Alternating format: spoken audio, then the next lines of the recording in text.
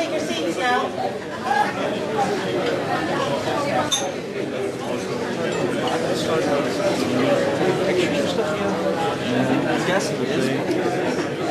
Would you like to take your seats now, please?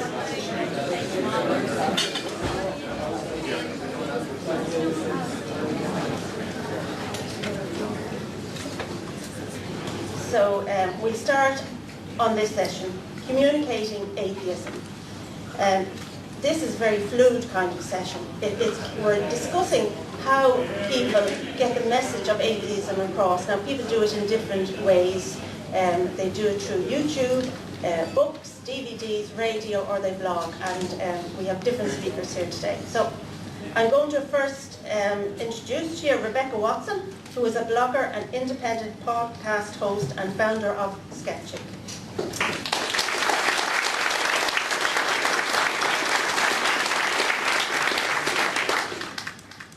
Aaron is a YouTube user.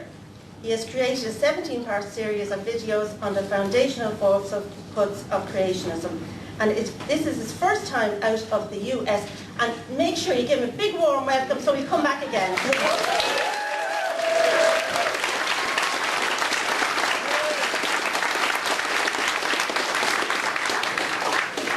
Tom Melchiori is editor of Atheist Lives International's magazine Secular World.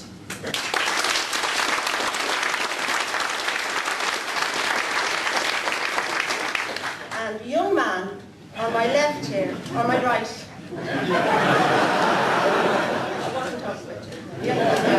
is Professor Richard Dawkins, and he's very welcome.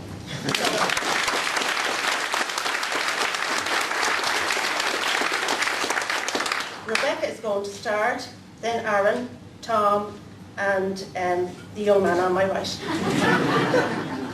Well, thank you very much for that intro. Can everybody in the back hear me? All right.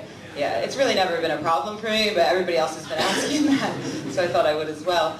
I'm really happy to be here. I was a little unsure about what I would be speaking about because the topic of communicating atheism is such a large one, and I wasn't really exactly sure what I should narrow it to.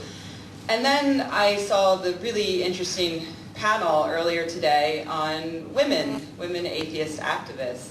And I was going to ask a question at the Q&A, and then I realized I didn't have a question so much as an hour-long lecture. So I'd like to give that now.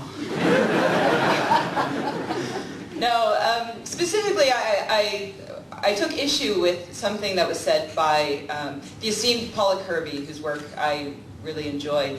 But she made a comment that she felt that there was no problem with sexism in the atheist community because she's never experienced any sexism in the atheist community. In the skeptical movement, we refer to that as an argument from ignorance, and in the feminist community, we refer to it as an argument from privilege. I'm really genuinely happy that she hasn't experienced any sexism, but I don't think that that's a proper basis to make a judgment on whether or not there is a problem with sexism and atheism. She also later said that she didn't think that there was some great conspiracy to keep women out of the atheist community. Well, I don't think anyone thinks that. I think that's a bit of a straw person, if you will. I think that unless you want to consider the patriarchy in general as a conspiracy, which I don't think that there's any club that's getting together, how can we get less women involved? No, that's not happening. But there is an issue with sexism, and I thought that because the topic of this panel is communicating atheism, I thought that maybe I could offer my perspective as someone who communicates atheism while being a woman. Because it differs from Paula Kirby's experience, and I think it's important that you know that her experience isn't my experience. So a few weeks ago, I have a podcast called The Skeptic's Guide to the Universe. And no, you're right not to applaud. It's fine. That was the right decision you all made. And if you're not familiar with it, you know, it's skeptical topics, science topics, but we do occasionally discuss secularism, things like that. I talked about, very briefly, about these talks I've been giving recently in the States at atheist conferences, in which I describe the religious right in the US and their war on women that they've been waging very recently. To give you just a quick idea, in the first 3 months of this year, state legislatures in the US introduced 916 bills that restricted reproductive rights. Amongst those that passed were some really horrific things, like abstinence-only education must be taught in one of the states, I believe it's South Carolina, unless the school petitions the government to teach something called Abstinence Plus, which is a way for religious conservatives to get abstinence-only education into the schools while throwing in something about condoms at the end. Also, some very serious restrictions on abortion, and also on general access to contraception. They're allowing pharmacists, for instance, to not give contraception to women who ask them for it, which, and you know, they're protecting the pharmacists' jobs. So saying that they're allowed to take a religious exemption, which to me is like saying a vegetarian priest can, you know, refuse to give the flesh and blood of Jesus and still keep his job. If you can't do the job, don't do the job. So I spoke briefly about that on the podcast, and I encourage people in the audience who are concerned about separation of church and state when it comes to things like prayer in schools and creationism. I encourage them to learn more about what's happening to women and to get involved and to help fight the religious right. So then the emails started coming in. The first email was addressed to the female on the podcast. My name is at the top of the show. Everybody calls me by that name. It's Rebecca. It's on the website. But it was addressed to the female, and he was wondering why I was encouraging people to kill babies. He was an atheist. Another email I got was addressed not to me, but to the men of the podcast. It was basically, "Dear guys, won't one of you do something about that Rebecca?" This isn't the first time that I get those emails all the time. They're not addressed to me, they're addressed to the men, asking them to shut up that girl. And it most often happens when I talk about feminist issues, women's rights issues, things like that. I'll also note briefly that that email was terribly misspelled, grammatically incorrect, and ended with, "You should all just grow up," and then, "With great power comes great responsibility." So my response was simply, "Thanks for your email. It takes a lot of courage for a semi-literate adult male to quote Spider-Man and then tell us to grow up."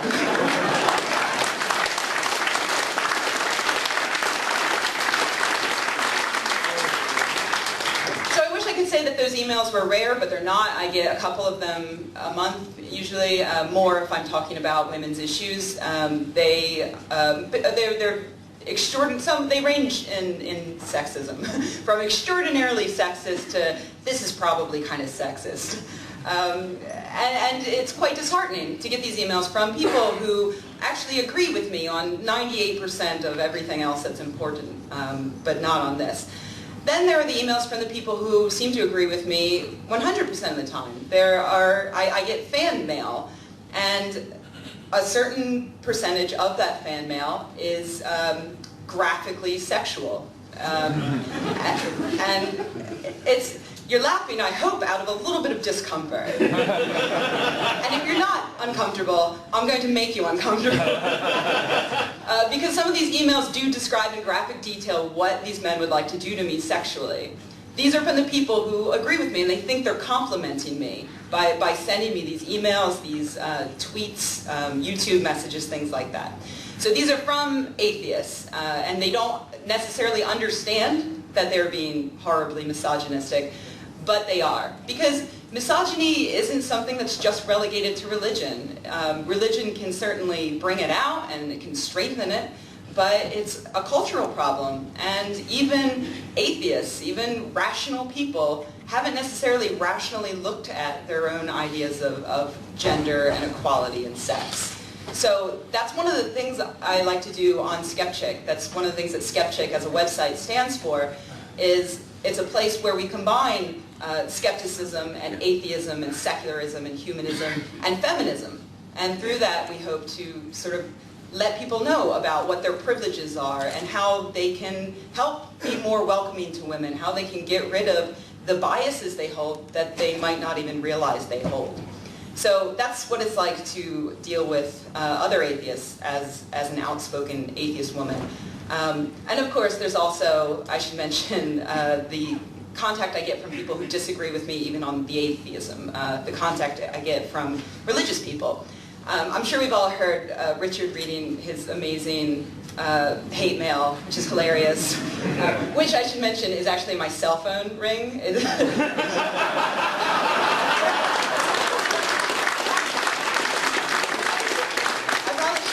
Up there, but yeah, I'm like walking to the grocery store and suddenly my purse goes, "You suck." I hope you get hit by a bus. By a church van. That's right. So the hate mail I get, obviously we all get some pretty terrible hate mail, but I'll just mention briefly that as a woman, a lot of the hate mail I get isn't just violent. I do get the death threats and, you know, standard sort of hate mail like that, but I also get a tremendous amount of threats from religious people that involve rape. A huge amount, probably more than the death threats, are the threats of rape. Whether they're threatening to rape me or they're just saying that somebody should, because you'll probably be better off. They come in all of the time. And it's incredibly damaging. So I just wanted to add my voice to, you know, the earlier panel I thought was really great, and I thought it was a great message to tell women that, yeah, you do need to speak out and you do need to stand up, but we also have to acknowledge what you're going to be facing when you stand up. You're going to be facing, you may be facing, I mean, obviously not every woman has these problems. It depends on probably what media you're using. Don't go on YouTube. Just don't do it. And I'm hoping that Aaron can maybe speak more to that later. But we do need to acknowledge the fact that women in our community do take a risk by standing up and speaking out. And when we acknowledge that, we can help build a better support basis for them so that when they start getting these terrible emails, you know, when I was getting them, I was alone, and I would cry a lot about it. Until the other guys on the podcast started speaking up and saying, you know, these emails are terrible. Did you notice how terrible these emails are? And I'm like, yes. Thank you. So I just want to encourage you all to support one another and to support the women in your lives, and to know that it is a problem, and to maybe even watch your own language and your own behavior to try to root out any biases that might be lurking within you. So that's all I've got.